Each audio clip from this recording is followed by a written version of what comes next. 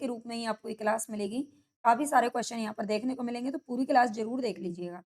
रीतिकाल शुरू कैसे हो करते करेंगे इसको? सबसे पहले आएगा यहाँ पर नाम रामचंद्र शुक्ल जी का, ठीक है, जो कि सबसे ज़्यादा इम्पोर्टेंट माने ही जाते हैं हमारे हिंदी साहित्य में। तो रामचंद्र शुक्ल ने जो समय है वो रीतिकाल का क्या माना है? समय आपका सभी को याद रखना है, आदिकाल का कब से कब तक था, भक्ति काल का और फिर रीतिकाल का। तो संवत में अगर बात करें तो संवत 1700 से संवत 1900 तक था और 17 में से अगर आप -57 कर दोगे, ठीक है? 57 आप घटा देंगे तो आपका निकल जाएगा 1643 ईस्वी और इसमें से भी आपको 57 माइनस करना है तो 1843 ईस्वी आ जाएगा। यानी कि इसकी जो समय सीमा है ना वो केवल 2 शताब्दी रही है, ये भी पूछ लिया जाता है। केवल 200 वर्ष, ठीक है? 200 वर्ष इसकी जो इसका जो समय है वो माना गया है 200 वर्ष तक केवल। ठीक है? तो 2 शताब्दियों तक इसका रीतिकाल चला था। शुक्ल जी ने इस काल को 3 प्रकरणों में माना है, बाँटा है, ये ध्यान रखना इम्पोर्टेंट है। 3 प्रकरण कौन-कौन से हैं? तो प्रकरण फर्स्ट में सामान्य परिचय का नाम दिया है। प्रकरण 2 को इन्होंने रीति ग्रंथकार कवियों का नाम दिया है। प्रकरण 3 को रीतिकाल के अन्य कवियों का नाम दिया है। अब यहाँ से एक मोस्ट इम्पोर्टेंट क्वेश्चन जो बनता है ना, वो बनता है आपका रीति ग्रंथकार कवि इनमें से कौन-सा नहीं है? ठीक है? इस तरह से प्रश्न आता है। हालाँकि इस क्लास में मैंने उसकी थोड़ी-सी डिटेल नहीं रखी है, लेकिन नेक्स्ट क्लास में करा दूँगी। एक्चुअली मैं सोच रही थी मैं बाद में उनको टाइप करूँगी, लेकिन मुझे याद नहीं रहा, लेकिन बाद में करवा दूँगी क्योंकि बहुत सारे उसमें टाइप करने पड़ेंगे। ठीक है? तो रीति ग्रंथकार कवि आपको सभी को याद होने चाहिए, सारे के सारे कवि, याद रखना। आचार्य शुक्ल ने हिंदी कविता के विकास पर टिप्पणी करते हुए कहा था, हिंदी काव्य अब पूर्ण प्रौढ़ता को पहुँच गया था। ठीक है? शुक्ल जी ने हिंदी कविता के विकास पर, हिंदी कविता का जो विकास चल रहा था, उस पर रीतिकाल में, ठीक है, रीतिकाल का जब आरंभ हुआ था तब उन्होंने कहा था कि हिंदी काव्य अब पूर्ण प्रौढ़ता को पहुँच गया था। आगे है लक्षण ग्रंथ परिपाटी के संदर्भ में आचार्य शुक्ल जी क्या कहते हैं? हिंदी में लक्षण ग्रंथ की परिपाटी पर हम आगे देखेंगे कि ये लक्षण ग्रंथ क्या हैं, स्वतंत्र ग्रंथ क्या हैं, आगे आपको समझ में आ जाएगा, ठीक है? अभी जो चीज़ें आपको पढ़ाई जा रही है ना उनको थोड़ा-सा बस पढ़ते हुए चलें, एक बार में हो सकता है आपके कुछ समझ में नहीं आए। वैसे भी किसी भी अगर आप हिंदी साहित्य की बुक को पढ़ेंगे ना तो एक बार में समझ में आता ही नहीं है, कम से कम 3-4 बार पढ़ना पड़ता है ना? तो इसके लिए आपको पीडीएफ भी इसके टेलीग्राम पर मिल जाएगी। आप बस पढ़ते हुए चलें यहाँ से। हिंदी में लक्षण ग्रंथ की परिपाटी पर रचना करने वाले जो सैकड़ों कवि हुए हैं, वे आचार्य कोटि में नहीं आ सकते। वे वास्तव में कवि ही थे। कि वो आचार्य कोटि में शुक्ल जी उनको नहीं गिनते हैं। वो कहते हैं कि वो वास्तव में कवि ही थे, उनमें आचार्यत्व के गुण थे ही नहीं। ठीक है? लक्षण ग्रंथ जिन्होंने लिखे थे उनके लिए आचार्य शुक्ल जी कह रहे हैं।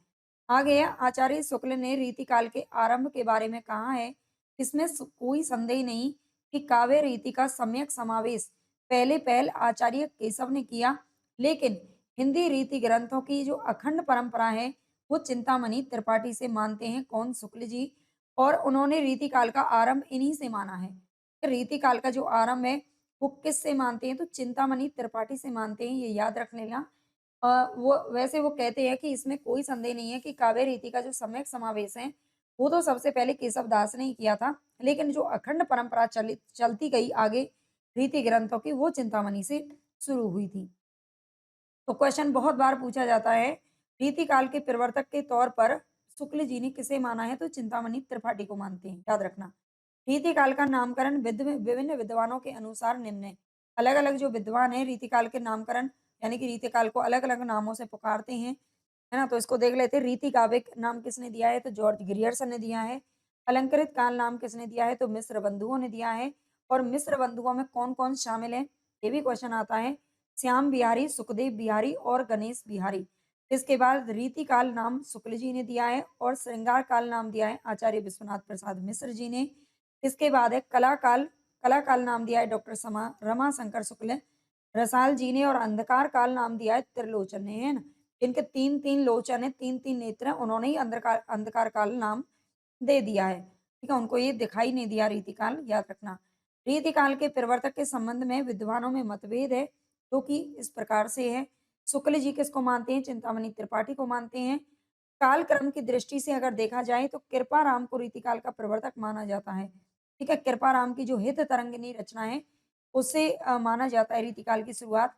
जबकि डॉक्टर नगेंद्र ने रचनाकार व्यक्तित्व की समृद्धि की दृष्टि से केशव दास को रीतिकाल का प्रवर्तक माना है।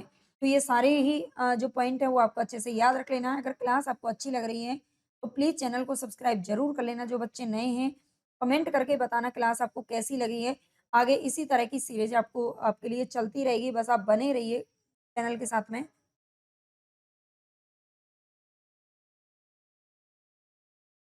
और ज़्यादा से ज़्यादा अपने दोस्तों के साथ में प्लीज़ शेयर किया करो, ठीक है? आचार्य विश्वनाथ मिश्र ने श्रृंगार काल को 3 भागों में बाँटा है, ठीक है? ये भी बहुत बार क्वेश्चन आता है। सबसे पहले तो ये याद रखना विश्वनाथ मिश्र जी ने रीति काल को श्रृंगार काल नाम दिया है और इन्होंने 3 भागों में बाँटा है, रीतिबद्ध, रीतिसिद्ध और रीतिमुक्त। ये 3 नाम याद रखना। अच्छा रीतिबद्ध किसको कहते हैं या रीतिबद्ध की जो रचनाएँ होती हैं, वो लक्षणों और उदाहरणों से युक्त होती हैं। याद रख लेना रीतिबद्ध कौन से कवि होते हैं जो लक्षण और उदाहरणों से युक्त रचनाएँ जिन्होंने लिखी हैं, उनको रीतिबद्ध कवियों में गिना जाता है। रीति की बंधी परिपाटी के अनुकूल स्वतंत्र काव्य रचनाएँ, ठीक है? रीति की बंधी परिपाटी के अनुकूल जिसमें मतलब एक कुछ बंधनों को मानते हुए स्वतंत्र लेकिन स्वतंत्र काव्य रचनाएँ जो करते हैं, वो रीति सिद्ध में आते हैं और रीति परंपरा की साहित्यिक रूढ़ियों से मुक्त रचनाएँ जो हैं, वो रीति मुक्त में आती हैं। ठीक है? रीति परंपरा की रीति काल की जो परंपरा चल रही थी, है ना? लक्षण और ग्रंथों वाली, लक्षण और उदाहरणों वाली, उन सब से उन सारे बंधनों को तोड़ करके जिन्होंने मुक्त रचनाएँ लिखी, वो आते हैं रीति मुक्त।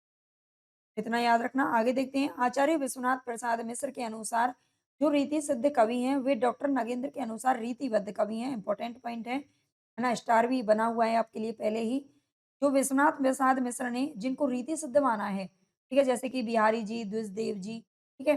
जिनको रीति सिद्ध माना है, उन्होंने डॉक्टर डॉक्टर नगेंद्र ने उनको रीतिबद्ध माना है, याद रखना। आगे रीतिकाल के कवियों का संक्षिप्त वर्गीकरण निम्न ढंग से यहाँ पर प्रस्तुत किया जा सकता है। तो यहाँ पर देखिए थोड़ा-सा मैंने इसको टाइप तो नहीं किया है, लेकिन ये इम्पोर्टेंट बहुत ज़्यादा है, मैं थोड़ा-सा इसको एक्सप्लेन कर देती हूँ, है ना? बाद में हो सकता है आप पढ़ो ना। सबसे पहले इसमें जो रीतिबद्ध है, रीतिबद्ध कवियों में किस-किस को माना है, कौन-कौन कवि शामिल हैं? तो इसमें केशव दास का नाम आता है, सेनापति का नाम आता है, जसवंत सिंह, मतीराम, देव, भिखारी दास और पद्माकर। ठीक है? ये सारे जो कवि हैं, इनको रीतिबद्ध में रखा है। किसने रखा है? ये किसके अनुसार हम पढ़ रहे हैं? आचार्य विश्वनाथ प्रसाद मिश्र के अनुसार अभी हम देख रहे हैं, देखते हैं, ठीक है? केशवदास, सेनापति, जसवंत सिंह, मतीराम, देव, भिखारी दास और पद्माकर को रीतिबद्ध कवियों में माना है विश्वनाथ प्रसाद मिश्र जी ने, ठीक है? यहाँ पर दे रखा है विश्वनाथ प्रसाद मिश्र के अनुसार हम पढ़ रहे हैं और रीति सिद्ध में इन्होंने किसको माना है? तो केवल बिहारी लाल को माना है, ठीक है? याद रखना केवल बिहारी लाल को माना है, किसने? आचार्य विश्वनाथ प्रसाद मिश्र जी ने, ये याद रखना, ठीक है? इस पे थोड़ा-सा पेन हल्का दिखाई दे रहा है और रीति मुक्त में किस-किस को मानते हैं, ये इम्पोर्टेंट पॉइंट है, इसलिए यहाँ पर रखा गया है ना? तो इन चीज़ों को आप स्किप अगर करते हो ना, तो समझ लेना फिर आपके लिए खतरे की घंटी है आगे चल के, है ना? पेपर सेलेक्ट होने में दिक्कत होगी, तो इनको पढ़ा करो। रीति मुक्त में कौन-कौन शामिल हैं? तो रसखान का नाम आता है, शेख आलम का नाम आता है, धनानंद ठाकुर, बोधा और द्विजदेव का नाम आता है। ठीक है? ये रीति मुक्त में माने हैं किसने? विश्वनाथ प्रसाद मिश्र जी ने। रसखान का नाम भी इन्होंने गिना है इसमें, आलम, घनानंद ठाकुर, बोधा और द्विजदेव। इसके बाद देखते हैं रीति चेतस कवियों में किस-किस को माना है, बच्चन सिंह के अनुसार देखते हैं, ठीक है? बच्चन सिंह के अनुसार देखते हैं, बच्चन सिंह क्या-क्या मानते हैं। इनका तो आप चाहें तो इसको पढ़ लेना, ठीक है? मैं इसको छोड़ दे रही हूँ, हालाँकि यहाँ से क्वेश्चन आता नहीं है। रीतिबद्ध कवियों में बद्ध रीति इन्होंने बद्ध रीति बताया है बच्चन सिंह ने। रीति चेतस कवि में कौन-कौन शामिल हैं, काव्य चेतस कवि में कौन-कौन शामिल हैं और रीति इत्तर में कौन-कौन शामिल हैं, ठीक है? एक बार इनको पढ़ लेना, ये बच्चन सिंह के अनुसार है। आगे देखते हैं थोड़ा-सा। डॉक्टर नगेंद्र के अनुसार थोड़ा देख लेते हैं। अभी हमने ऊपर पढ़ा था कि जिनको रीति सिद्ध माना है, किसने? डॉक्टर अ, विश्वनाथ प्रसाद मिश्र जी ने। डॉक्टर नगेंद्र ने उनको रीतिबद्ध में माना है, ठीक है? तो डॉक्टर नगेंद्र के द्वारा रीतिकालीन कवियों का कालक्रम यहाँ पर दे रखा है। चिंतामणि, कुलपति मिश्र, कुमार मणि, या सोमनाथ, भिखारी दास, रसिक गोविंद, देव, अमीर दास, ग्वाल कवि और प्रताप शाही। ये सभी इन्होंने किसमें माने हैं? रीतिकालीन जो ये सारे के सारे कवि हैं, इनको किस तरीके से इन्होंने बताया है? देखिए सर्वांग निरूपक कवि में है, विशिष्टांग निरूपक कवि में है, रीति कवि में है। ठीक है? डॉक्टर नगेंद्र ने रीति मुक्त कवि के रूप में किसको माना है? अलंकार निरूपक कवि कौन-कौन माने हैं? छंदों निरूपक कवि कौन-कौन है जिन्होंने छंदों से सहित रचनाएँ की हैं? अलंकार निरूपक कवि ये सारे हैं, इनको पढ़ लेना एक बार, ठीक है? और इसके बाद देखते हैं सर्वांग निरूपक कवि में कौन-कौन आते हैं? और सर्व रस निरूपक कवि में कौन-कौन आते हैं? तो ये सारे के सारे आते हैं, मैं इनको पढ़ नहीं रही हूँ। मुझे पता है आप स्किप करके चलोगे यहाँ से, है ना? श्रृंगार रस निरूपक कवि में मतीराम और कृष्ण भट्ट देव ऋषि को माना है। अच्छा, तो ये सारे एक बार पढ़ लेना। सर्वांग निरूपक कवि कौन-कौन हैं? तो ये सारे आते हैं, ठीक है? ये सारे हैं और इसके अलावा विशिष्टांग रूपक कवि यही हैं। हुँ, तो ये एक बार आप पढ़ लेना, है ना? रीति मुक्त कवियों में डॉक्टर नगेंद्र ने किसको माना है? तो रीति मुक्त कवियों में इन्होंने शेख आलम, घनानंद, बोधा ठाकुर और दिसदेव उन्हीं को माना है जिनको विश्वनाथ जी ने माना था। बस उन्होंने किसको मान रखा था एक्स्ट्रा? रस खान को। रीति सिद्ध कवियों में इन्होंने किस-किस को माना है? रीति सिद्ध कवियों में सेनापति, बिहारी लाल, रसनिधि, विरंद कवि, नृपशंभु, नेवाज कवि, कृष्ण कवि, हठीजी, विक्रमादित्य, राम साहेब, पजनेश कवि और बेनी वाजपेयी। ठीक है? बेनी वाजपेयी, ये सारी कवि हैं जिनको रीति सिद्ध में मानते हैं कौन? डॉक्टर नगेंद्र। और रीति मुक्त में ये 5 ये नाम याद रख लेना। और जो रीति, ये कौन-सा है? रीतिबद्ध है। ये सारा हमारा रीतिबद्ध है, मैं यहाँ पर लिख देती हूँ, समझ में नहीं आ रहा हो। पहली बार पढ़ रहे होंगे तो हो सकता है समझ में ना आ रहा हो, लेकिन समझना तो पड़ेगा भई, है ना? ये इसमें अलग-अलग इसलिए दे दे रखा है डॉक्टर नगेंद्र जी ने, ये सारे जो कवि हैं, ये सर्वांग निरूपक हैं, यानी कि सारे छंदों से संबंधित, रसों से संबंधित सबसे इन्होंने रचनाएँ लिखी हैं, ठीक है? सर्व रस निरूपक, श्रृंगार रस निरूपक, छंद निरूपक यानी कि अलंकार निरूपक, जो अलग-अलग लक्षणों में जिन्होंने रचनाएँ की हैं, उनका नाम यहाँ पर अलग-अलग टाइप से दे रखा है, इसीलिए मैंने इसको टाइप नहीं किया था, बहुत टाइम लग जाता और आप लोग पढ़ते नहीं। अब थोड़ा-सा आगे की तरफ बढ़ते हैं। चिंतामणि त्रिपाठी सिद्धांततः रसवादी आचार्य थे। ठीक है? चिंतामणि त्रिपाठी कौन थे? ये रसवादी आचार्य थे, याद रखना। चिंतामणि त्रिपाठी के सहोदर मतीराम, भूषण और जटाशंकर त्रिपाठी थे। ठीक है? मतीराम और भूषण को तो हम पढ़ते ही हैं साथ में, आप जानते हो। ठीक है? जटाशंकर त्रिपाठी ये तीनों थे। आगे है भूषण वीर रस के कवि हैं, भूषण के बारे में याद रखना। भूषण रीति काल में होकर के भी वीर रस की रचनाएँ इन्होंने की थी। जबकि यहाँ पर जो रचनाएँ थी वो ज़्यादातर कैसी लिखी जा रही थी? सर्वांग निरूपक या फिर किस तरीके की? अ, यानी कि रस, श्रृंगार रस की और आश्रयदाताओं की यहाँ पर जो है उनका उनका श्रृंगारिक रूपक रचनाएँ यहाँ पर हो रही थी। लेकिन जो भूषण थे उन्होंने वीर रस की रचनाएँ की, है ना? जो कि आदिकाल का की प्रसिद्ध ये रस है। चित्रकूट के सोलंकी राजा रुद्र ने इन्हें कवि भूषण की उपाधि दी थी। मोस्ट इम्पोर्टेंट क्वेश्चन है, पूछा जाता है जो चित्रकूट के सोलंकी राजा रुद्र थे, ठीक है? राजा रुद्र ने इन्हें कवि भूषण की उपाधि दी थी। डॉक्टर गणपति चंद्र गुप्त ने भूषण का जो मूल नाम है वो क्या बताया था? तो पतिराम या मनीराम बताया है। ठीक है? पतिराम या फिर मनीराम नाम बताया है किसने? डॉक्टर गणपति चंद्र गुप्त जी ने भूषण का नाम बताया है पतिराम या मनीराम, याद रखना। जबकि आचार्य विश्वनाथ मिश्र ने इनका जो मूल नाम है वो घनश्याम बताया है। ठीक है? घनश्याम बताया है किसका नाम? भूषण का नाम, ठीक है? पूछ लिया जाता है भूषण का असली नाम जो था वो क्या था? तो घनश्याम था। हालाँकि इन्होंने भूषण नाम से रचनाएँ की हैं क्योंकि भूषण की उपाधि इनको मिली हुई थी। आगे है महाराज छत्रसाल ने एक बार भूषण की पालकी को कंधा लगाया था, जिस पर भूषण ने कहा था शिवा को बखानो की बखानो छत्रसाल को। ठीक है? छत्रसाल के जो महाराज छत्रसाल थे, उनके दरबार में रहे थे ये, ठीक है? और जो शिवाजी थे शिवा के दरबार में भी रहे थे भूषण कवि और इनके दरबारी कवि थे और इन दोनों के लिए बोलते हैं छत्रसाल जी ने एक बार भूषण की जब पालकी को कंधा लगाया तब इन्होंने भूषण ने ये वाली पंक्ति बोली थी, पंक्ति याद रखना। शुक्ल जी आगे कहते हैं भूषण के बारे में, भूषण के बारे में इन्होंने 3 यहाँ पर पंक्तियाँ दी हैं, 3 कथन दिए हैं। पहला है भूषण के वीर रस के उद्गार सारी जनता के हृदय की संपत्ति हुए।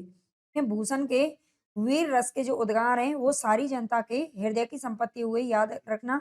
शिवाजी और छत्रसाल की वीरता के वर्णनों को कोई कवियों की झूठी खुशामद नहीं कह सकता। ठीक है? शिवाजी और छत्रसाल की वीरता के चर्चे इतने ज़्यादा हैं और सच में ही उनसे मतलब इतना अच्छा सब कुछ ऐसा लगता नहीं है, कुछ भी कि झूठी खुशामद की गई है। भूषण ने जैसे कि हमने रासो काव्य वगैरह में देखा था आदिकाल में, उन्होंने झूठी प्रशंसाएँ की थी अपने जो जिनके वो आश्रयदाता थे, उनकी बढ़ाई-चढ़ाई ज़्यादा की थी, अतिशयोक्तिपूर्ण वर्णन वहाँ पे हुआ था। लेकिन यहाँ पे ऐसा नहीं हुआ है, ऐसा शुक्ल जी का मानना है। वे हिंदू जाति के प्रतिनिधि कवि हैं, मोस्ट इम्पोर्टेंट लाइन है, ये पूछी जाती है। हिंदू जाति के प्रतिनिधि कवि कौन है? तो भूषण जी हैं और कहा किसने? शुक्ल जी ने कहा है। आगे आचार्य शुक्ल ने मतीराम का जो ग्रंथ है, व्रत कौमुदी और छंदसार, इनको महाराज शंभुनाथ सोलंकी के लिए लिखा गया माना है। या शुक्ल जी ने मतीराम के जो 2 ग्रंथ यहाँ पर आते हैं, व्रत कौमुदी और छंदसार, इनको कहते हैं शुक्ल जी कि शंभुनाथ सोलंकी के लिए इन्होंने लिखा था। आगे मतीराम का जो प्रथम ग्रंथ है वो फूल मंजरी है, जिसे जहांगीर के आश्रय में लिखा गया था। किंतु डॉक्टर बच्चन सिंह ने रसराज को ही प्रथम ग्रंथ माना है। याद रखना मतीराम का प्रथम ग्रंथ फूल मंजरी है, जिसे जहांगीर के आश्रय में लिखा गया था और इसमें 60 दोहे में, फूल मंजरी में ना 60 दोहों में केवल एक ही फूल का वर्णन किया गया है, फूल मंजरी में। लेकिन बच्चन सिंह रसराज को इनका प्रथम ग्रंथ मानते हैं। आचार्य रामचंद्र शुक्ल जी लिखते हैं, मतीराम किसी रस स्नग्ध और प्रसाद पूर्ण भाषा रीति का अनुसरण करने वालों में बहुत ही कम मिलती है। मतीराम किसी रस संगतता और प्रसाद पूर्ण जो भाषा है, वो रीति का अनुसरण करने वालों में रीति काल के जो कवि हैं, उनमें बहुत कम देखने को मिलती है। ये शुक्ल जी का मानना है। जसवंत सिंह के बारे में देखते हैं। जसवंत सिंह हिंदी साहित्य के प्रधान आचार्य या शिक्षक के रूप में प्रसिद्ध हैं। क्या जो जसवंत सिंह है, वो हिंदी साहित्य के प्रधान आचार्य शिक्षक के रूप में माने जाते हैं। जसवंत सिंह ने साहित्यिक और आध्यात्मिक 2 प्रकार की रचनाएँ लिखी हैं। 2 प्रकार की रचनाओं में कौन-कौन सी शामिल हैं? कैसे? मतलब सारी रचनाएँ इनकी यहाँ पर दे रखी हैं। भाषा भूषण इन्होंने लिखा है। जब भाषा भूषण हमारा पेपर में पूछा जाता है और बच्चों की कम तैयारी होती है ना, तो वो इसे इन्हें इस ग्रंथ को भूषण का मान लेते हैं, जो कि गलत हो जाता है। लेकिन यहाँ पर भाषा भूषण किसका है? जसवंत सिंह का है। ये 212 दोहों में अलंकारों का निरूपण इसमें किया गया है। ठीक है? ये एक अलंकारिक ग्रंथ है। जिसमें किसी की प्रशंसा की जाती है ना, वो अलंकारिक ही ग्रंथ होता है। और प्रबोध चंद्रोदय संस्कृत नाटक जो प्रबोध चंद्रोदय है, उसका ब्रज भाषा में पद्य अनुवाद किया गया है। परोक्ष सिद्धांत, अनुभव प्रकाश, आनंद विलास, सिद्धांत बोध और सिद्धांत सार, ये सारे जो ग्रंथ हैं, वो किसके हैं? जसवंत सिंह के हैं, याद रख लेना। आगे देखते हैं, सुखदेव मिश्र के संदर्भ में आचार्य शुक्ल जी ने लिखा है, छंद शास्त्र पर इनका सविशद निरूपण और किसी कवि ने नहीं किया है। छंद शास्त्र पर इनका सा जो विशद निरूपण है, वो किसी कवि ने नहीं किया है। सुखदेव मिश्र के बारे में बोलते हैं। आगे सुखदेव मिश्र को राजा राज सिंह गौड़ ने कविराज की उपाधि दी थी। कि कविराज रीतिकाल किस कवि को कहा जाता है? तो ये सुखदेव मिश्र को ये उपाधि मिली हुई थी कविराज की। और किसने दी थी? राजा राज सिंह गौड़ ने दी थी। इनकी प्रमुख रचनाएं कौन सी हैं? तो यहाँ पर देखो, मैंने चिंतामणि की या फिर देव की तो आगे देखेंगे, और मतीराम की सारी रचनाएँ यहाँ पर मैंने टाइप नहीं की थी, है ना? क्योंकि यहाँ पर वन लाइनर में हमारा मेन उद्देश्य है, तो मेन-मेन पॉइंट आपको होते हैं वो मिल जाएँ यहाँ से, है ना? मेन-मेन जो पॉइंट होते हैं, रचनाएँ वगैरह तो आप सब कर ही लेते हो, फिर भी अगर आप कहेंगे तो जितने भी कवि होंगे किसी भी एक काल के, मान लीजिए रीति काल के या भक्ति काल के, तो उनकी मैं एक-एक मैराथन अलग से लगा दूँगी। केवल रचनाएँ और रचनाएँ पढ़ने के लिए, केवल रचनाएँ, ठीक है?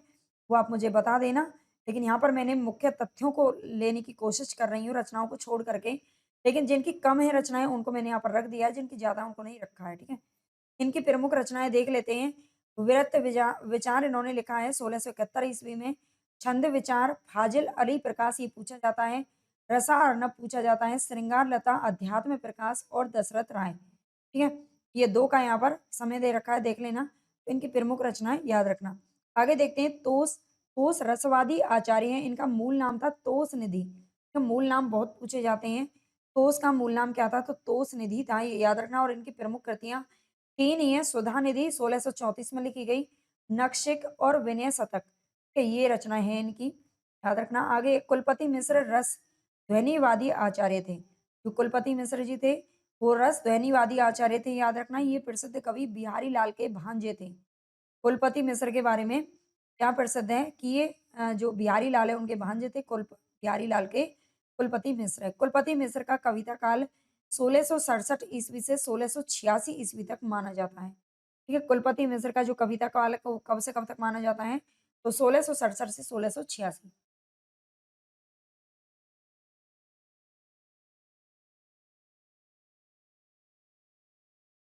आगे है कुलपति मिश्र की प्रमुख कृतियाँ कौन-कौन सी हैं? तो सबसे पहला नाम आता है रस रहस्य, 1670 में लिखा गया था। मम्मट का जो रस रहस्य है उसका छाया अनुवाद इन्होंने लिखा है। द्रोण पर्व 1680 में लिखा गया, महाभारत के द्रोण पर्व का पद्यबद्ध अनुवाद है। संग्राम सार इन्होंने लिखा है, ये 3 रचनाएँ प्राप्त हैं, लेकिन युक्ति तरंगिनी और नखशिख ये 2 इनकी रचनाएँ हैं जो अप्राप्य हैं, किसकी? कुलपति मिश्र जी। आगे देखते हैं डॉक्टर नागेंद्र ने कुलपति मिश्र की एक अन्य रचना भी मानी है, जिसका नाम है दुर्गा भक्ति चंद्रिका। इसका उल्लेख भी डॉक्टर नागेंद्र जी ने अपनी पुस्तक में किया है। आगे देखते हैं महाकवि देव का जो मूल नाम है वो देवदत्त था। देव आचार्य और कवि दोनों रूपों में ही प्रसिद्ध हैं, ये भी ध्यान रखना। देव हित हित हरिवंश के अनन्य संप्रदाय में दीक्षित थे।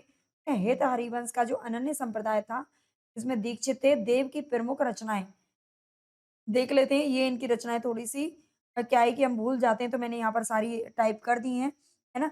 क्योंकि इनका जो आधार विषय है ना, वो आपको याद रख लेना है। विषय ग्रंथ क्या है? भाव विलास इन्होंने लिखा था 1689 ईस्वी में। इसमें रस एवं नायक-नायिका भेद वर्णन है। अष्टयाम लिखा है, 8 पैरों में नायक-नायिका के बीच का विलास वर्णन है। भवानी विलास में भवानी दत्त वैश्य को समर्पित है। राग रत्नाकर लिखा है, राग रागनियों के स्वरूप का वर्णन है। और कुशल विलास लिखा है, कुशल सिंह के नाम पर आधारित है। राग रत्नाकर याद रख लेना, राग रत्नाकर पद्माकर का भी है और देव का भी है। कुशल विलास लिखा है कुशल सिंह के नाम पर। देवचरित कृष्ण के जीवन से संबंधित प्रबंध काव्य है। देवचरित कृष्ण, ठीक है, भगवान श्री कृष्ण के जीवन से संबंधित है। प्रेम चंद्रिका उद्योत सिंह को समर्पित है ना। ये देव के भवानी कुशल है ना, कुशल सिंह, भवानी और ये उद्योत सिंह है ना, ये सब इनके आश्रयदाता रहे थे, ये ध्यान रखना, ठीक है। जाति विलास इन्होंने लिखा है, विभिन्न जाति एवं प्रदेशों की स्त्रियों का वर्णन इसमें किया गया है। रस विलास राजा मोतीलाल को समर्पित रचना है। और इसके बाद है शब्द या काव्य रसायन, इसको शब्द रसायन या काव्य रसायन के नाम से जाना जाता है। इसमें शब्द शक्ति रसादि का वर्णन है, ठीक है। शब्द शक्ति जो हम पढ़ते हैं, सुख सागर तरंग में अनेक ग्रंथों से लिए हुए कवित सवैया का संग्रह है, ठीक है। अनेक ग्रंथों से लिए हुए कवित सवैया का संग्रह है सुख सागर तरंग में। देव माया प्रपंच में संस्कृत नाटक प्रबोध चंद्रोदय का पद्य अनुवाद है। क्या देव माया प्रपंच में क्या है? संस्कृत नाटक जो प्रबोध चंद्रोदय है उसका इन्होंने भी पद्यानुवाद किया है। और अभी हमने ऊपर देखा था किसने किया था? कुलपति मिश्र ने भी किया है ना। रस रहस्य और प्रबोध चंद्रोदय। देव शतक इन्होंने लिखा है, अध्यात्म संबंधी ग्रंथ है। और सुजान विनोद और प्रेम तरंग के नाम से भी लिखा है, ठीक है। सुजान विनोद का भी नाम याद रख लेना। हालांकि हमें सुजान का नाम सबसे ज्यादा रीति मुक्त में देखने को मिलेगा।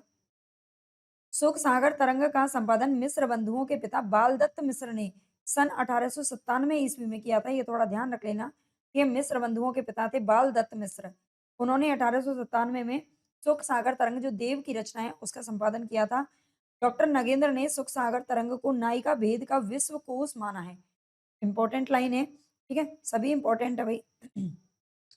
डॉक्टर नगेंद्र ने सुख सागर तरंग को नायिका भेद का विश्व कोश माना है, पूछा जा सकता है। सर्वप्रथम शिव सिंह सेंगर ने देव की रचनाओं की संख्या 72 बताई है। जहाँ से इंपॉर्टेंट है ना, और आपको पढ़ने में थोड़ी रुचि भी बनी रहे, है ना, बोर ना हो साहित्य को पढ़ने में, इसलिए मैंने यहाँ पर हाईलाइट कर रखा है चीज़ों को, है ना। आपको ये इतनी मेहनत करनी पड़ती है, अलग से आप बताइएगा।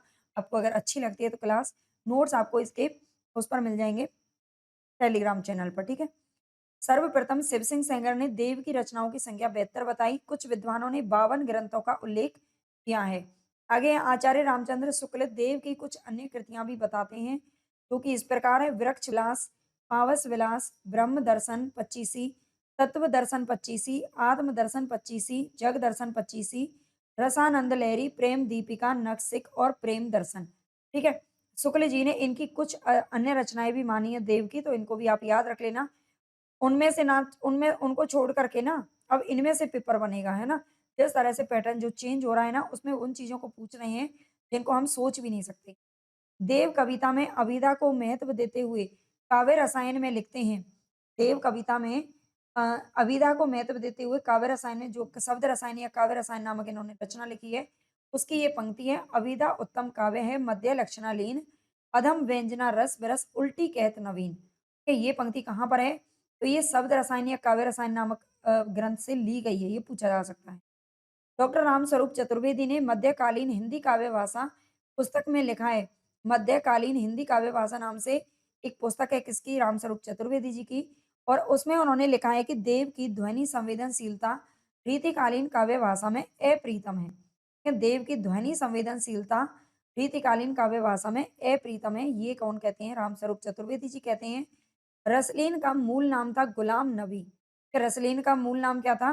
गुलाम नबी था। ये मीर तूफैल अहमद के शिष्य थे। कि मीर तूफैल नाम है ना? इनके गुरु का याद रखना। रसलीन की प्रमुख कृतियां निम्न है। रसलीन की प्रमुख कृतियां कौन सी हैं? तो अंग दर्पण है और रस प्रबोध है। अंग दर्पण में इन्होंने लिखा है 1737 में लिखा गया था। अंगों का उपमा या उत्प्रेक्षा से चमत्कार पूर्ण वर्णन किया गया है। और रस प्रबोध में 1741 में लिखा गया। 1155 दोहे में। Hello everyone, Ritikaal one liner class एक में करा चुकी हूँ आपको कल, और आज हम दूसरी क्लास को करेंगे। अगर वो नहीं देखी तो उसको भी जाके जरूर देख लेना। और यहाँ से इस क्लास से ऐसा हो ही नहीं सकता, क्लास क्या बल्कि सीरीज से आदिकाल भक्तिकाल में करवा चुकी हूँ कि आपके पेड़ आपके टीजीटी पीजीटी या फिर यूजीसी नेट में क्वेश्चन आपको ना मिले, है ना? सभी महत्वपूर्ण क्वेश्चनों क्वेश्चनों को मैंने यहाँ पर रखा है और उम्मीद करती हूँ कि क्लास आपके लिए काफ़ी यूज़फुल रहेगी। तो भी क्लास ज़रूर देखना और लाइक, सब्सक्राइब, शेयर ज़रूर कर देना। कमेंट करके बताया करो प्लीज़ कि आपको क्लास कैसी लगती है, ताकि मुझे भी थोड़ा-सा मोटिवेशन मिले, है ना? आपका क्योंकि कहते हैं ना, एक तारीफ़ जो होती है ना, वो बहुत ही काम की होती है, और यहाँ पर जो आपका कमेंट आते हैं, बहुत अच्छा लगता है कि हाँ, आपको क्लास पसंद आ रही है और हमारी मेहनत सफल हो रही है। तो चलते हैं अपनी क्लास की तरफ बिना देरी किए। सबसे पहला यहाँ पर हमारा जो पॉइंट है वो है रीति काव्य को यौवन की रमणीयता का काव्य भी कहा जाता है। ठीक है, जो रीति काल है, रीति काल को यौवन की रमणीयता का काव्य कहा जाता है। पॉइंट याद रख लेना। आगे डॉक्टर बच्चन सिंह ने लिखा है। बच्चन सिंह कहते हैं कि रीतिकालीन कवि कविता के सौदागर थे। ठीक है, सभी रीतिकालीन कवियों को, जितने भी रीतिकालीन कवि हों, सबको डॉक्टर बच्चन सिंह ने कहा है कि कविता के ये सौदागर थे, जो रीतिकालीन कवि हैं। लेकिन देव ने सुकवि को कविता का सौदागर कहा है। ये याद रख लेना। रीतिकालीन कवियों को किसने कहा है? बच्चन सिंह ने। और सुकवि को किसने कहा है? देव ने कहा है। आगे हैं नलिन विलोचन शर्मा ने रीतिकालीन काव्य की आलोचना पद्धति को भारतीय मनीषा का ह्रासकालीन वर्गीकरण प्रेम कहा है। ये जो नलिन विलोचन शर्मा है, उनका नाम यहाँ पर आया है। उन्होंने रीतिकालीन काव्य की आलोचना पद्धति को भारतीय मनीषा का ह्रासकालीन वर्गीकरण प्रेम कहा है। ठीक है, याद रख लेना। पॉइंट एक एक इम्पोर्टेंट है। आगे चलते हैं। शुक्ल जी ने बिहारी लाल को रसवादी माना है। क्या आचार्य रामचंद्र शुक्ल ने किसको? बिहारी लाल को रसवादी माना है। लेकिन डॉक्टर नगेंद्र ने बिहारी लाल को ध्वनिवादी माना है। इंपॉर्टेंट है, पूछ लिया गया है, पहले भी पूछा जा चुका है, ध्यान रखना। आगे श्री राधा चरण गोस्वामी। राधा चरण गोस्वामी का नाम यहाँ पर आया है। इन्होंने बिहारी को पीयूष वर्षी मेघ की उपमा दी है। ठीक है, बिहारी को पीयूष वर्षी मेघ की उपमा किसने दी है? तो श्री राधा चरण गोस्वामी ने दी है। बिहारी लाल के जो आश्रयदाता थे, ये थे महाराज जय सिंह। याद रखना, महाराज जय सिंह। और ये कहाँ के रहने वाले थे? ये उस समय जयपुर के शासक थे। ठीक है, जयपुर के राजा थे महाराज जय सिंह। और बिहारी लाल इन्हीं के दरबारी कवि थे। जयपुर राजस्थान की हम बात कर रहे हैं। ठीक है, देख लेना एक बार। आगे बिहारी लाल की एकमात्र रचना बिहारी सतसई दोहा छंद में रचित है। और इसकी जो भाषा है वो परिनिष्ठित साहित्यिक ब्रज भाषा है ना? बहुत बार पूछी जाती है बिहारी सतसई की भाषा क्या है, तो ब्रज भाषा में इसको लिखा गया है। और इनकी एकमात्र ही ये रचनाएं जो कि दोहा छंद में लिखी गई है। ठीक है, बिहारी लाल की सतसई की प्रशंसा में किसी कवि ने, देख लीजिए यहाँ पर ध्यान से, ये जो पंक्ति हम यहाँ पर पढ़ेंगे ये बहुत बार पूछी गई है। और जब ये पंक्ति कहीं पर आती है तो हमें उसका जो आंसर है ना वो बिहारी करना होता है। ठीक है, ये पंक्ति किसकी है? सतसैया के दोहरे ज्यों नाविक के तीर, ये किसकी पंक्ति है? तो हम इसमें क्या लगाते हैं? बिहारी लगाते हैं। लेकिन यहाँ पर क्या है? बिहारी लाल की सतसई, इनकी जो रचना है उसकी प्रशंसा में किसी कवि ने, कोई अज्ञात कवि हैं, ये मैंने यहाँ पर हाईलाइट कर दिया है। निम्नलिखित पंक्ति लिखी है। सतसैया के दोहरे ज्यों नाविक के तीर, देखन में छोटे लगें बेधें सकल शरीर। ठीक है, देखन में छोटे लगें घाव करें गंभीर। ये भी यहाँ पर हम आगे बोलते हैं, लेकिन ये देखन में छोटे लगें बेधें सकल शरीर। तो ये पंक्ति किसी अज्ञात कवि ने कही है, लेकिन ये पंक्ति जब पूछ ली जाती है तो हम बिहारी की लगाते हैं। आगे डॉक्टर जॉर्ज ग्रियर्सन के अनुसार, ग्रियर्सन क्या कहते हैं कि यूरोप में बिहारी सतसई के समकक्ष कोई दूसरी रचना नहीं है। क्या ये यूरोप के रहने वाले थे ग्रियर्सन साहब? तो इन्होंने क्या कहा है कि बिहारी सतसई के समान कोई दूसरी रचना है ही नहीं, कोई रचना है ही नहीं पूरे यूरोप में। बिहारी सतसई के अन्य टीकाकार निम्नलिखित हैं। बिहारी सतसई के कुछ टीकाकार हैं, देखते हैं। बिहारी सतसई पर हिंदी में 50 से भी अधिक टीकाएँ प्राप्त हैं, ठीक है? सबसे ज़्यादा टीकाएँ लिखने वाला लिखा जाने वाला जो ग्रंथ है वो बिहारी सतसई है। सबसे ज़्यादा टीका आज तक इसमें लिखी गई है ग्रंथ पर, ये ध्यान रखना। बिहारी लाल के पुत्र कृष्ण लाल कवि ने बिहारी सतसई की टीका सर्वप्रथम सवैया छंद में ब्रज भाषा में लिखी थी, ठीक है? बिहारी लाल के पुत्र हैं कृष्ण लाल कवि, उन्होंने बिहारी सतसई की टीका किस में लिखी है? ब्रज भाषा में लिखी थी, वो भी सवैया छंद में। जबकि बिहारी सतसई जो लिखा गया है वो दोहा छंद में लिखा गया है। आगे है कृष्ण कवि, इन्होंने कृष्ण लाल की टीका नाम से लिखा है कृष्ण कवि ने, ठीक है? एक इनका ये देख लेना, मैंने जो नोट्स बनाए थे उनमें हरि प्रकाश टीका लिखा है, ठीक है? हरि प्रकाश टीका लिखा हुआ है और ये भी मैंने ऑथेंटिक बुक से ही बनाए हैं, है ना? और कृष्ण लाल की टीका है जो आपका जो बुक है गोविंद चंद्र पांडे की, उसमें मिलता है। एक बार दोनों को याद रखना, ठीक है? ये कृष्ण कवि के द्वारा लिखी गई है। ये गेट लगा दो।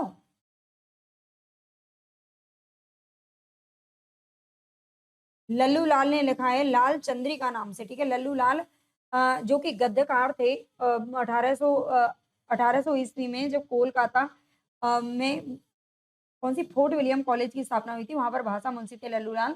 उन्होंने लाल चंद्रिका नाम से बिहारी सतसई की टीका लिखी। सरदार कवि ने सरदार कवि का टीका, सूरती मिश्र ने अमर चंद्रिका नाम से लिखा है। अंबिका दत्त व्यास ने बिहारी बिहार नाम से लिखा है और पदम सिंह शर्मा ने संजीवनी भाष्य नाम से लिखा है। जगन्नाथ दास रत्नाकर ने बिहारी रत्नाकर लिखा है, जो कि 1921 ईस्वी में लिखाया गया और ये हिंदी खड़ी बोली में सर्वश्रेष्ठ टीका है, जो रत्नाकर की मानी जाती है। आगे प्रभुदयाल पांडे, इन्होंने प्रभुदयाल पांडे की टीका नाम से लिखा है, आधुनिक खड़ी बोली में लिखी गई है। और आनंदी लाल शर्मा है, इन्होंने फिरंगी सतसई नाम से लिखा था, जो कि फारसी भाषा में लिखा गया है। ठीक है, तो ये सभी टीकाएँ याद रख लेना। बिहारी सतसई पर कुछ दोहे और भी मतलब इन दोहों के बारे में थोड़ा-सा और देख लेते हैं, ग्रंथों के बारे में। प्रभुदयाल मिश्र ने बिहारी के दोहों को खड़ी बोली बोली में रूपांतरित किया। आगे अंबिका दत्त व्यास ने जो बिहारी सतसई को बिहारी बिहार नाम से लिखा, इसमें दोहे के स्थान पर कुंडलिया छंद में भावानुवाद किया है। ठीक है, दोहे के स्थान पर इन्होंने कुंडलिया छंद में लिख दिया है। किसने? अंबिका दत्त व्यास ने। बुंदेलखंड निवासी मुंशी देवी प्रसाद प्रीतम ने बिहारी सतसई का अनुवाद उर्दू के शेरों में किया है। ठीक है, उर्दू में किसने लिखा है? उर्दू के शेरों में किसने अनुवाद किया है? तो ये मुंशी देवी प्रसाद प्रीतम ने किया है, याद रखना। आनंदीलाल शर्मा ने फिरंगी सतसई, ये फारसी भाषा में लिखा है। पंडित परमानंद ने श्रृंगार सप्तशती, ठीक है? ये नाम ये है भई, है ना? थोड़ा-सा कॉमा गलत जगह लग गया है। पंडित परमानंद ने एक श्रृंगार सप्तशती नाम से बिहारी के दोहों का संस्कृत में अनुवाद किया है, ठीक है? श्रृंगार सप्तशती ये संस्कृत भाषा में लिखी गई है। इनकी सभी की भाषाएँ याद रखना और सभी का छंद याद रखना, है ना? कुंडलिया में किसने लिखा, उर्दू में किसने लिखा, फारसी में किसने लिखा, संस्कृत में किसने लिखा, ब्रज भाषा में किसने किया, ये सब आपको अच्छे से याद रखना पड़ेगा, है ना? यहीं से क्वेश्चन आपके पूछे जाएँगे आपके पेपर में। पदम सिंह शर्मा ने बिहारी के दोहों की तुलना संस्कृत, प्राकृत, हिंदी और उर्दू के कवि सादी से करने के लिए बिहारी सतसई पर संजीवनी भाष्य, ये सादी कवि का ही नाम है, ये उर्दू के कवि थे सादी, ठीक है? याद रख लेना। शीर्षक से ग्रंथ लिखा तथा सतसई संहार शीर्षक से ज्वाला प्रसाद मिश्र की भावार्थ प्रकाशित टीका की आलोचना सरस्वती पत्रिका में छपवाई गई है, याद रखना, ठीक है? तो इतना आपको अच्छे से समझ में आ गया होगा। कुछ आलोचनात्मक ग्रंथ भी लिखे गए हैं बिहारी सतसई पर, ये सब इम्पोर्टेंट थे और जो इम्पोर्टेंट होता है ना मैं उसको छोड़ नहीं पाती हूँ, है ना? ये सब जो आप यहाँ पे देख रहे हो ना, ये मेरे जो मैंने हिंदी साहित्य के नोट्स तैयार किए हैं, उन समय ये सारी चीज़ें आपको मिलती हैं, है ना? तो ऐसा नहीं है, मैंने कुछ चीज़ें गोविंद पांडे से भी उठाई हैं, कुछ मतलब शुक्ल जी का कुछ अपने नोट से सब जगह से इनको ऑथेंटिक बुक से उठाया है ना? तो यहाँ पर देख लीजिए कुछ आलोचनात्मक ग्रंथ भी हैं। कविवर बिहारी ने जगन्नाथ दास रत्नाकर ने लिखा था कविवर बिहारी नाम से और पंडित कृष्ण बिहारी मिश्र ने लिखा था देव और बिहारी नाम से, ठीक है? ये कृष्ण बिहारी मिश्र इनके पुत्र थे, ये याद रख लेना। और लाला भगवान दी ने बिहारी और देव नाम से लिखा था। इन दोनों का बड़ा ही कन्फ्यूजन करने वाला सवाल होता है जब पेपर में आ जाता है ना? हम भूल जाते हैं, थोड़ा ध्यान रख लेना। कृष्ण बिहारी मिश्र ने कृष्ण मतलब जो उनके बेटे थे ना, उन्होंने अपने पिता को बड़ा नहीं माना बल्कि देव को बड़ा माना है, ठीक है? ये याद रख लेना। लेकिन जो लाला भगवान दीन है ना, उन्होंने बिहारी को बड़ा मान लिया है। ऐसा होता है ना, जैसे घर के लोग इतना तवज्जो नहीं देते किसी को जितना कि बाहर के देते हैं। ऐसे करके आप इसको याद रख लेना। बिहारी की बाग विभूति नाम से विश्वनाथ प्रसाद मिश्र ने आलोचनात्मक ग्रंथ लिखा है और बिहारी सत्य की सुबोध टीका नाम से रामवृक्ष बेनीपुरी ने लिखा है, याद रखिएगा। रामचंद्र शुक्ल जी क्या कहते हैं बिहारी के बारे में? श्रृंगार रस के ग्रंथों में बिहारी जितना मान किसी का भी नहीं है। ये बिहारी को जितना मान सम्मान मिला है श्रृंगार रस के ग्रंथों में, उतना किसी का भी नहीं है। इसका एक एक दोहा हिंदी साहित्य में एक एक रत्न माना जाता है। कि यहाँ तक अच्छे से याद रख लेना, ये पूछा जाता है। आगे भी है, किसी कवि का यश उसकी रचनाओं से नहीं वरन गुणों से होता है। ठीक है, चाहे आप मतलब काम कम करो लेकिन ऐसा करो कि जो दुनिया याद रखे, है ना? किसी कवि का यश उसकी रचनाओं से नहीं वरन गुणों से होता है। इन्होंने रचना एक ही लिखी, लेकिन ऐसी लिखी कि लोग प्रसिद्ध हो गए, है ना? यूरोप तक भी जाके प्रसिद्ध हो गई। मुक्तक कविताओं में जो गुण होना चाहिए, वे बिहारी के दोहों में चरमोत्कर्ष पर पहुँचता है। ये और याद रख लेना, जो बिहारी सतसई है वो मुक्तक काव्य में लिखी गई है, ठीक है? मुक्तक काव्य है। मुक्तक में प्रबंध के समान रस की धारा नहीं बहती, जिसमें कथा प्रसंग की परिस्थितियों में डूबा पाठक और हृदय में एक स्थायी प्रभाव ग्रहण करता है। इसमें तो रस के ऐसे छींटे पड़ते हैं जिसमें हृदय कलिका थोड़ी देर के लिए खिल उठती है। तो ये शुक्ल जी ने कहा है। शुक्ल जी का एक और कथन मिलता है बिहारी सतसई के बारे में, कविता उनकी श्रृंगारिक है पर प्रेम की उच्च भूमि पर नहीं पहुंचती, नीचे ही रह जाती है। ये भी बिहारी जी के बारे में कहा है। लाला भगवान दी ने सूर व तुलसी और केशव के बाद बिहारी को चौथा रत्न माना है। यानी कि भगवान दी ने 4 रत्न माने हैं, सूर, तुलसी, केशव और चौथा कौन है? बिहारी। ठीक है, 4 रत्न बताए हैं हिंदी साहित्य के।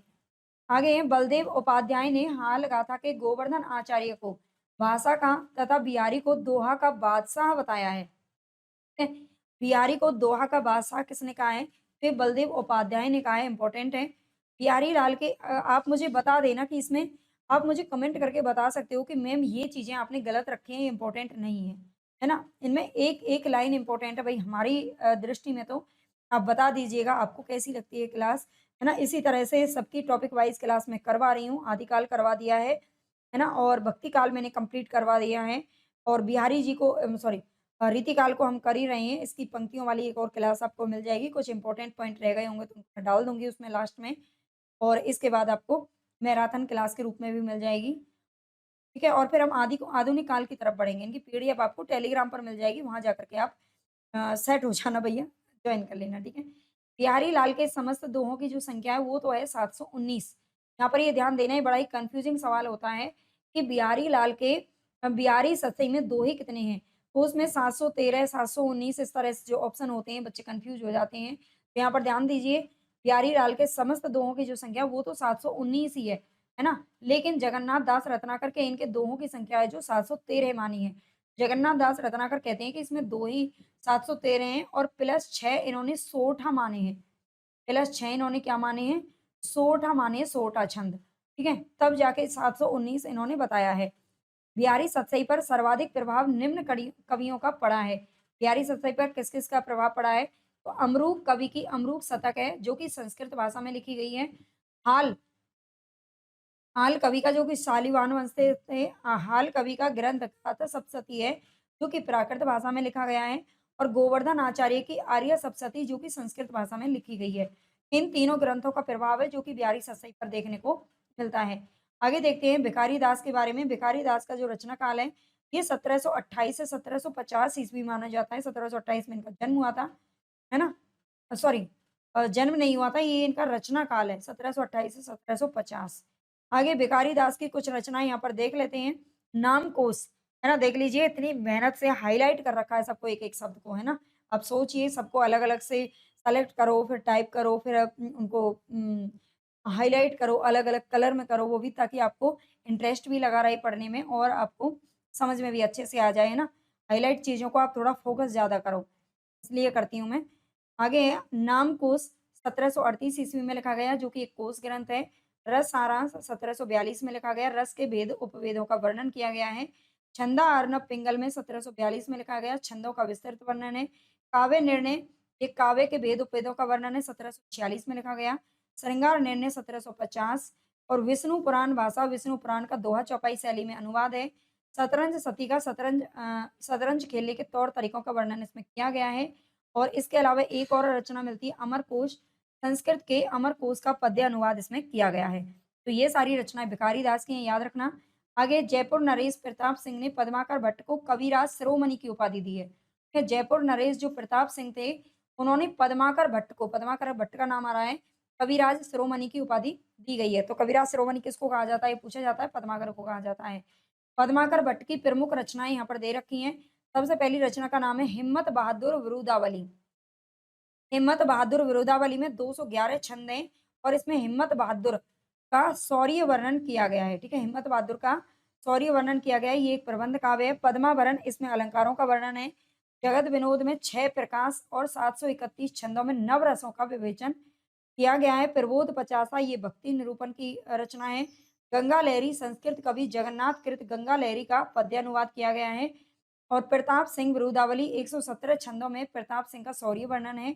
कली पच्चीसी इसके अलावा है राम रसायन वाल्मीकि के रामायण का छाया अनुवाद है। और अली जहां प्रकाश महाराज ग्वालियर के नाम पर ये लिखा गया है। महाराज ग्वालियर के नाम लिखा गया है, अली जहां प्रकाश, याद रख लेना। तो ये सारी रचनाएं पद्माकर की मिलती हैं। आगे नाम आता है वृंद का। वृंद का पूरा नाम था वृंदावन। इनका जन्म मेड़वे में हुआ और इनके पिता का नाम था श्री रूप। के पिता का नाम क्या था? वृंद के का श्री रूप था। इनका मूल नाम याद रख लेना, पूरा नाम वृंदावन था। वृंद के जो आश्रयदाता थे वो थे औरंगजेब और किशनगढ़ के महाराज राज सिंह। ठीक है? औरंगजेब औरंगजेब कौन थे? औरंगजेब कौन थे जानते हो ना? औरंगजेब शाहजहां के बेटे थे। ठीक है, औरंगजेब। और किशनगढ़ के महाराज राज सिंह भी इनके आश्रयदाता रहे हैं।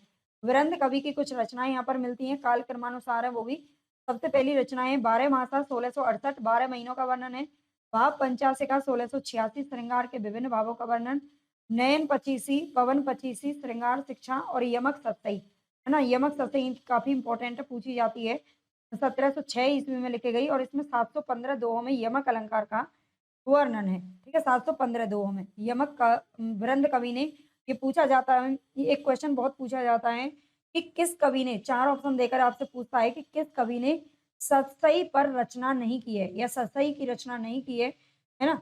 सतसई जैसी तो बिहारी ने की है, वृंद कवि ने की है ना? ऐसे याद रख लेना, इन्होंने यमक सतसई नाम से की है।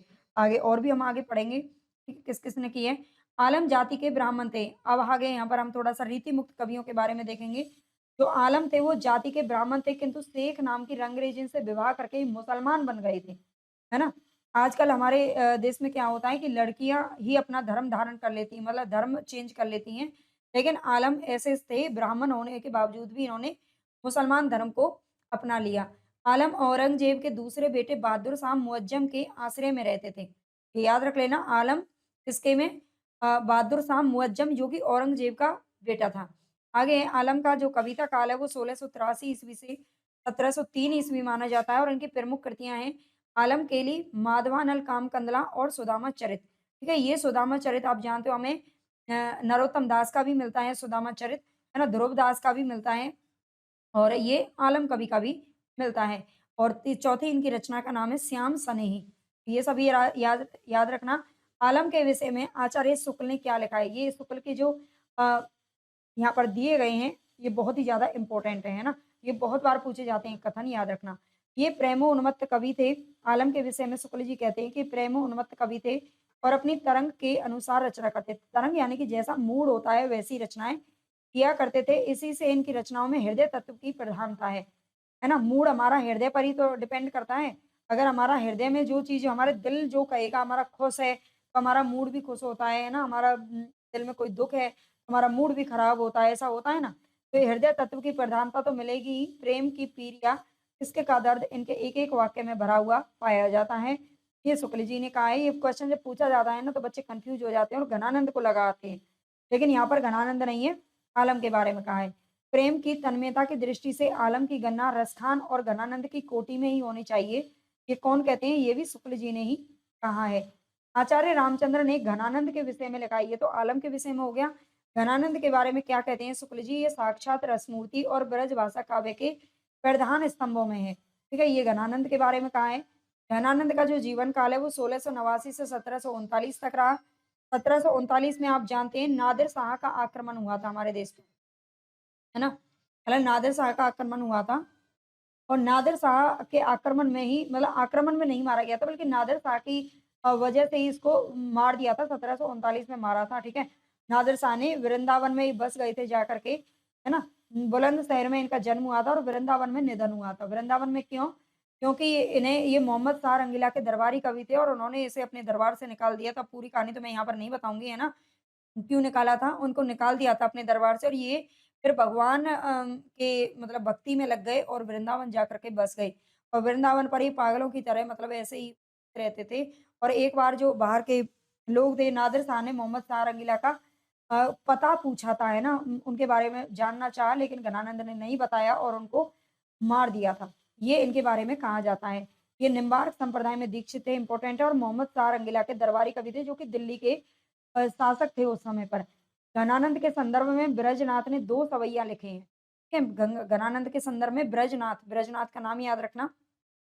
इन्होंने 2 सवैया लिखे हैं और 2 सवैया कौन से हैं? नेहि महा ब्रज भाषा प्रवीणो, सुंदर ताहू के भेद को जाने, जो वियोग की रीति में कोविद भावना भेद स्वरूप को जाने। ये जब पंक्ति पूछी जाती है तो हम इसमें घनानंद लगाते हैं, ठीक है? क्योंकि घनानंद से संबंधित है ना? वहाँ पर ये नहीं पूछा जाता कि ब्रजनाथ की है, लेकिन अब आप याद रख लेना, ब्रजनाथ की है ये पंक्ति, क्योंकि घनानंद के विषय में लिखी गई है। अब ऑप्शन में जो आ जाएगा वही आपको करना पड़ेगा, ठीक है? आजकल के जो एक्सपर्ट है ना वो थोड़ा-सा डीपली पेपर को बनाते हैं, तो इसलिए मैंने यहाँ पर इन चीज़ों को रखा है। चाह के रंग में इसी का ये अगला पार्ट है, चाह के रंग में भीजो हुओ, हियो बिहोरे मिले, प्रीतम शांति न माने, भाषा प्रवीण सुछंद सदा रहे, सो घन जू के कवित्त बखानो। है ये पंक्ति किसके बारे में है? कान्हानंद के बारे में ब्रजनाथ ने कही है। आगे एक और पंक्ति है, एक और सवैया मिलता है, प्रेम सदा अति ऊँचे रहे, प्रेम सदा अति ऊँचे लहें, सो कहें ई भाँति भाँति की बात छकी, सुन के सबके मन लालच दौरे पे बोरे, लखें सब बुद्धि चकी, जग की कविताई के धोखे रहें, हया प्रवीणन की मति जाति जकी, समझे घना कविता घनानंद की हिय आखिन नेह की पीर तकी। ठीक है? ये भी इसी के बारे में कहा है। घनानंद की कुछ काव्य कृतियाँ यहाँ पर देख लीजिए, सुजान सार इन्होंने लिखा है, ठीक है? सुजान सार नहीं, सुजान सागर नाम से इन्होंने आगे इश्क लता, विरह लीला, वियोग वेली, कोकसार, कृपाकंद, रस केली वल्ली और यमुना यस। ठीक है? एक और रचना इनकी मिलती है, पक्षी विलास। ये रचना हमने कहीं पीछे भी पढ़ी थी और किसकी पढ़ी थी? देव कवि की पढ़ी थी, है ना? देव कवि की पढ़ी थी। एक बार पूछा गया था कि इन 4 में से कौन-सी रचनाएँ जो कि घनानंद की नहीं है, लेकिन ये बताई गई थी। एक बार देख लेना, देव कवि में भी ये पक्षी विलास मिलती है ना? मैंने पीछे पढ़ाया था आपको। आगे इनकी विरह लीला ब्रज भाषा में है, किंतु फारसी के छंद में है। ठीक है? विरह लीला भाषा तो ब्रज है, लेकिन फारसी के छंद में लिखी गई है। घनानंद के संदर्भ में आचार्य शुक्ल की निम्न पंक्तियाँ हैं, जो कि महत्वपूर्ण हैं। शुक्ल जी ने इनके बारे में क्या कहा है? गणानंद के बारे में सारे कथन इम्पोर्टेंट हैं। इनकी सी विशुद्ध, सरस और शक्तिशालिनी ब्रजभाषा लिखने में और कोई समर्थ नहीं हुआ। विशुद्धता के साथ प्रौढ़ता और माधुर्य भी अपूर्व है। ठीक है? विशुद्धता के साथ-साथ में प्रौढ़ता और माधुर्य भी क्या है? अपूर्व है। अगला कथन कहते हैं शुक्ल जी, प्रेम की पीर ही को लेकर इनकी वाणी का प्रादुर्भाव हुआ। प्रेम मार्ग का ऐसा प्रवीण और धीर पथिक तथा जवादानी का ऐसा दावा रखने वाला ब्रजभाषा का दूसरा कवि नहीं हुआ है। प्रेम की अनिर्वचनीयता का आभास घनानंद ने विरोधाभासों के द्वारा दिया है। ये भी शुक्ल जी ने कहा है। आगे कहते हैं शुक्ल जी, घनानंद जी उन विरले कवियों में हैं जो भाषा की व्यंजकता बढ़ाते हैं। अपनी भावनाओं के अनूठे रूप रंग की व्यंजना के लिए भाषा का ऐसा बेधड़क प्रयोग करने वाला हिंदी के पुराने कवियों में दूसरा नहीं हुआ। भाषा के लक्षण और व्यंजक बल की सीमा कहाँ तक है, इसकी पूरी परख इन्हीं को थी। ठीक है? घनानंद जी उन विरले कवियों में से है। ये भी शुक्ल जी ने कहा है, आप पढ़ लेना एक बार और अच्छे से। लाक्षणिक मूर्तिमत्ता और प्रयोग वैचित्र्य की जो छटा इनमें दिखाई पड़ी, खेद है कि वह फिर पौने 200 वर्ष पीछे जाकर आधुनिक काल के उत्तरार्ध में अर्थात वर्तमान काल की नूतन काव्य धारा में ही अभिव्यंजनावाद के प्रभाव से कुछ विदेशी रंग लिए हुए प्रकट हुई। ठीक है? ये ध्यान रख लेना। तो ये भी शुक्ल जी कहते हैं। आगे रामधारी सिंह दिनकर जी कहते हैं घनानंद के विषय में क्या कहते हैं? दिनकर जी का कहना है कि रीति काल की बौद्धिक विरह अनुभूति निष्प्रांता और कुंठा के वातावरण में घनानंद की पीड़ा की टीस सहसा ही हृदय को चीर देती है और मन सहज ही मान लेता है कि दूसरों के लिए किराए पर आंसू बहाने वाले को बीच यह एक ऐसा कवि है जो सचमुच अपनी ही पीड़ा में रो रहा है। ठीक है? यानी कि दिनकर जी कहते हैं कि घनानंद ये जितनी भी कृतियाँ लिखी हैं उनसे ये पता चलता है कि उनको खुद की पीड़ा है और वाक़ई में इनको खुद की ही पीड़ा थी, है ना? आगे पढ़ते हैं बोधा के बारे में, ये भी रीति मुक्त कवि हैं। बोधा का वास्तविक नाम था बुद्धिसेन। पन्ना नरेश खेत सिंह ने बुद्धिसेन का उपनाम बोधा किया था। बोधा का जो वास्तविक नाम था वो क्या था? बुद्धिसेन था। और जो पन्ना नरेश थे खेत सिंह, उन्होंने बुद्धिसेन का नाम क्या रखा था? बोधा किया था। पन्ना के दरबार की सुभान सुभान नाम की एक गणिका से बोधा प्रेम करते थे, याद रख लेना। और जो घनानंद थे ये किससे करते थे? सुजान। इनकी वाली का नाम था क्या? सुजान, जो कि मोहम्मद शाह रंगीला के दरबार में एक गणिका थी। क्या थी? गणिका, यानी कि जो नर्तकी बोलते हैं वो थी, ठीक है? नर्तकी थी, नाचने का काम करती थी। और पन्ना के दरबार की जो सुभान थी, इसका नाम था सुभान और उसका नाम था सुजान। गोदा की प्रमुख रचनाएँ यहाँ पर बिरह वारिस और इश्क नामा याद रख लेना। गणानंद की रचना का नाम है इश्कलता और बोधा की रचना का नाम है इश्कनामा, याद रखना। आचार्य शुक्ल जी ने 3 ठाकुर की चर्चा की है, आगे देखेंगे थोड़ा-सा ठाकुर के बारे में। ये भी रीति मुक्त कवि हैं। इन्होंने 3 ठाकुर की रचना की है। असली वाले, प्राचीन ठाकुर, असली वाले नहीं है। अच्छा, ये असली वाले हैं, सॉरी।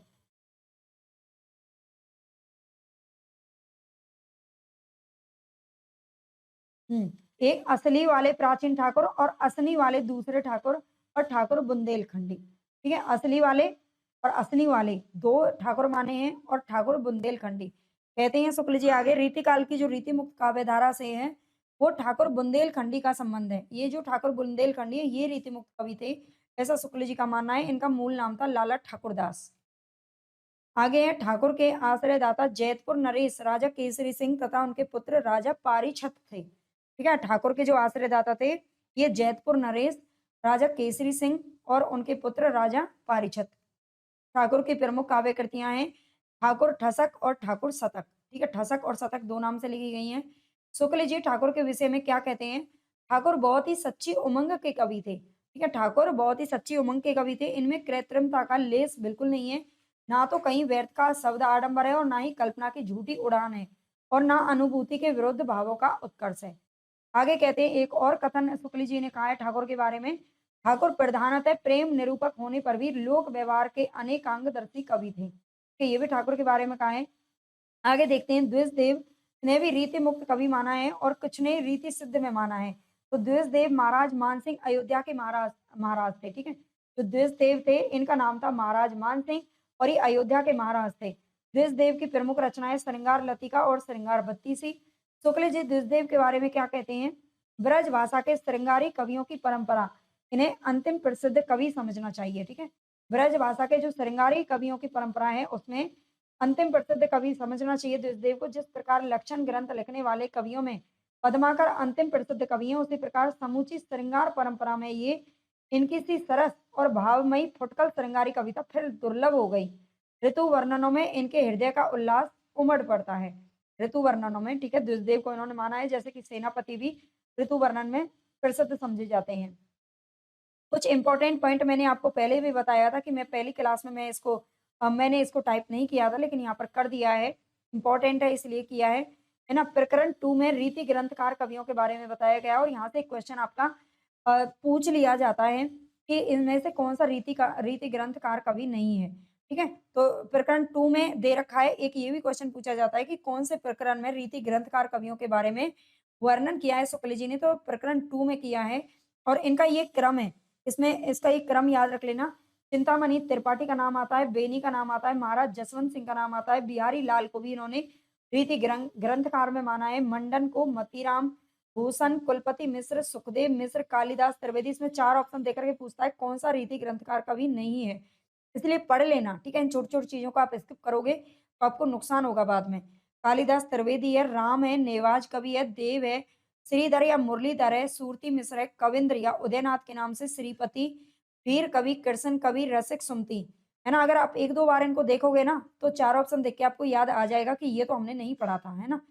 गंजन कवि का नाम आता है, अली मुहिब खान प्रीतम दास जो भिखारी दास के नाम से प्रसिद्ध हैं, भूपति राजा गुरदत्त के सिंह नाम था इनका और तोष निधि, दलपति राय और बंशीधर, ये 26 और 27 में आते हैं। आगे नाम आता है सोमनाथ का, रसलीन का, रघुनाथ, दूल्हे कवि का नाम आता है, अरे, कुमार मणि कुमार मणि भट्ट, शंभुनाथ मिश्र, शिव सहाय दास, रूपसाई, ऋषिनाथ, बेरीसाल, दत्त, रतन कवि, नाथ, हरिनाथ के नाम से, मनीराम मिश्र, चंदन कवि, देवकी नंदन, महाराज राम सिंह, के भान कवि का नाम आता है, थान कवि का नाम भी आता है, द्विवेदी बंदीजन, बेनी परवीन, जसवंत सिंह, है ना? और जसवंत सिंह द्वितीय हैं, एक महाराज जसवंत सिंह ऊपर हैं और एक जसवंत सिंह द्वितीय हैं। यशोदानंद, करण कवि, गुरदीन पांडे, ब्रह्मदत्त। इसके बाद है पद्माकर भट्ट, ग्वाल कवि, प्रताप साई और रसिक गोविंद। तो ये सारे नाम यहाँ पर आते हैं।